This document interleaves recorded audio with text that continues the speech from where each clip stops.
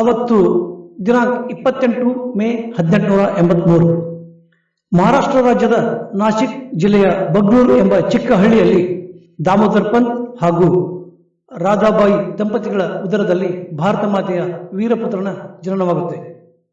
ಅವನ ರಕ್ತದ ಕಣಕಣದಲ್ಲೂ ಸ್ವಾತಂತ್ರ್ಯ ಎಂಬುದು ತುಂಬಿ ಹೋಗಿತ್ತು. ಭಾರತ ಸ್ವಾತಂತ್ರ್ಯದ ಮಹಾಯಜ್ಞಕ್ಕೆ ತನ್ನನ್ನು ತಾನು ಸಮರ್ಪಿಸಿಕೊಂಡ ಈ ಮಹಾನ್ ಚೇತನ.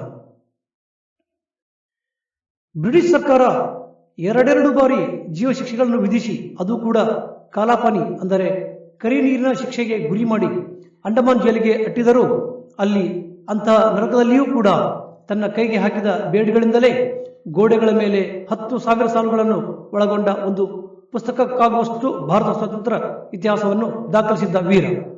ಇಂತಹ ಮಹಾನ್ ಚೇತನವನ್ನು ನಮ್ಮ ಸ್ವತಂತ್ರ ಭಾರತ ತುಂಬಾ ಅವಮಾನಕಾರಿಯಾಗಿ ನಡೆಸಿಕೊಂಡಿತು. ಬನ್ನಿ ಗೆಳೆಯರೆ, ಇಂದು ನಾವು ಇಂಥ ಮಹಾನ್ ಚೇತನ ಸ್ವತಂತ್ರ ಸೇನಾನಿ ಕ್ರಾಂತಿಕಾರಿ ವೀರ ಸಾವರ್ಕರರ ಬಗ್ಗೆ ತಿಳಿದುಕೊಳ್ಳೋಣ. ಗೆಳೆಯರೆ, ನಮ್ಮ ಚಾನಲ್ ಅನ್ನು ಇನ್ನೂ ಸಬ್ಸ್ಕ್ರೈಬ್ ಮಾಡಿಲ್ಲ ಅಂದರೆ ದಯವಿಟ್ಟು ಸಬ್ಸ್ಕ್ರೈಬ್ ಮಾಡಿ, ಲೈಕ್ ಮಾಡಿ ಮತ್ತು ಶೇರ್ ಮಾಡಿ. ನಾಸಿಕದ ಶಿವಾಜಿ ಶಾಲೆಯಲ್ಲಿ ಕಲಿತಿದ್ದು ಹಾಗೂ ಅವರ ಅಮ್ಮ ಹೇಳುತ್ತಿದ್ದ ರಾಮಾಯಣ, ಮಹಾಭಾರತ ಕಥೆಗಳು, ಶಿವಾಜಿ, ಸಂಭಾಜಿ ಹಾಗೂ ಬಾಜಿರಾವ್ ಪೇಶ್ವೆಗಳ ಕಥೆಗಳು ಬಾಲಕ ವೀರ ಸಾವರ್ಕರರ ಮೇಲೆ ಗಾಢವಾದ ಪ್ರಭಾವವನ್ನು ಬೀರಿದವು. 9ನೇ ವಯಸ್ಸಿನಲ್ಲಿ ತಾಯಿಯನ್ನು ಕಳೆದುಕೊಂಡ ಸಾವರ್ಕರ್ ಅವರು ತಂದೆಯ ಹಾಗೂ ಅಣ್ಣ ಗಣೇಶ್ ಸಾವರ್ಕರ್ ಅವರ ಆರೈಕೆಯಲ್ಲಿ ಬೆಳೆಯುತ್ತಾರೆ.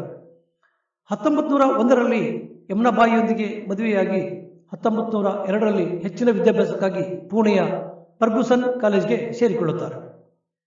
1906 ಜೂನ್ನಲ್ಲಿ ಶಿಷ್ಯವೃತ್ತಿ ಸಿಕ್ಕಿದ್ದರಿಂದ ಕಾನೂನು ವ್ಯಾಸಂಗಕ್ಕಾಗಿ ಲಂಡನ್ಗೆ ತೆರಳುತ್ತಾರೆ. ವಿದ್ಯಾರ್ಥಿ ಜೀವನದಲ್ಲಿದ್ದಾಗಲೇ ರಾಜಕೀಯದ ಕಡೆಗೆ ಒಲವನ್ನು ಇಟ್ಟುಕೊಂಡಿದ್ದು ಅಭಿನವ ಭಾರತ ಎಂಬ ಕ್ರಾಂತಿಕಾರಿ ಸಂಘಟನೆ ಸ್ಥಾಪಿಸುತ್ತಾರೆ. ವೀರ ಸಾವರ್ಕರರು ರಷ್ಯಾದಲ್ಲಿ ನಡೆದ ಕ್ರಾಂತಿಯಿಂದ ಸಾಕಷ್ಟು ಪ್ರಭಾವಿತರಾಗಿದ್ದರು. 1909 ಜುಲೈ 1ನೇ ತಾರೀಕು ಕ್ರಾಂತಿಕಾರಿ ಹೋರಾಟಗಾರ ಮದನ್ ಲಾಲ್ ಧಿಂಗ್ರಾ ಬ್ರಿಟಿಷ್ ಅಧಿಕಾರಿ ಕರ್ಜನ್ ಅನ್ನು ಗುಂಡು ಹಾರಿಸಿ ಕೊಲ್ಲುತ್ತಾರೆ.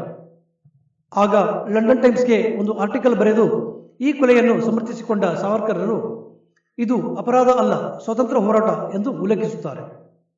ಈ ಕಾರಣದಿಂದಾಗಿ ಇವರನ್ನೂ ಕೂಡ ಆ ಸಮಯದಲ್ಲಿ ಬಂಧಿಸಲಾಗಿತ್ತು.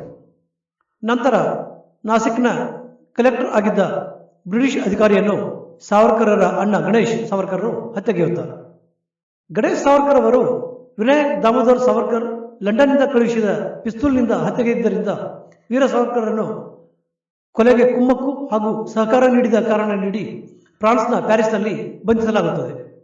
ನಂತರ 1910 ಡಿಸೆಂಬರ್ 24ನೇ ತಾರೀಕು ಸಾವರ್ಕರರಿಗೆ ಜೀವಾವಧಿ ಶಿಕ್ಷೆ ನೀಡಿ ಅಂಡಮಾನ್ನ ಪೋರ್ಟಬ್ಲೇರ್ ಜೈಲಿಗೆ ಹಾಕಲಾಗುತ್ತದೆ. 1966ರ ಫೆಬ್ರವರಿ 26ರಂದು ವೀರ ಸಾವರ್ಕರರು ಹಸ್ತಂಗತರಾಗುತ್ತಾರೆ. ಇವತ್ತು ಕೂಡ ಕೆಲ ಎಡಪಂಥೀಯರು ಹಾಗೂ ಕೆಲವು ಎಡಬಿಡಗಿಗಳು ವೀರ ಸಾವರ್ಕರರ ಬಗ್ಗೆ ಅನಾಗರಿಕವಾಗಿ ಮಾತನಾಡುವುದನ್ನು ಕೇಳಿದರೆ ನಿಜಕ್ಕೂ ಆ ಜನರ ಬಗ್ಗೆ ಒಂದು ತಿರಸ್ಕಾರ ಭಾವನೆ ಹಾಗೂ ಅಸಹ್ಯಗಳು ಮನಸ್ಸಲ್ಲಿ ಮೂಡುತ್ತವೆ. ಸಾವರ್ಕರನ್ನು ನಿಂದಿಸುವ ಮನಸ್ಸುಗಳಿಗೆ ನನ್ನದೊಂದು ಧಿಕ್ಕಾರವಿರಲಿ ಎನ್ನುತ್ತಾ ಇಂದಿನ ಸಂಚಿಕೆಗೆ ಗುಡ್ ಬೈ ಹೇಳಿ ಮತ್ತೆ ಮುಂದಿನ ಸಂಚಿಕೆಯಲ್ಲಿ ಸಿಗೋಣ ಗೆಳೆಯರೆ. ವಂದನೆಗಳು.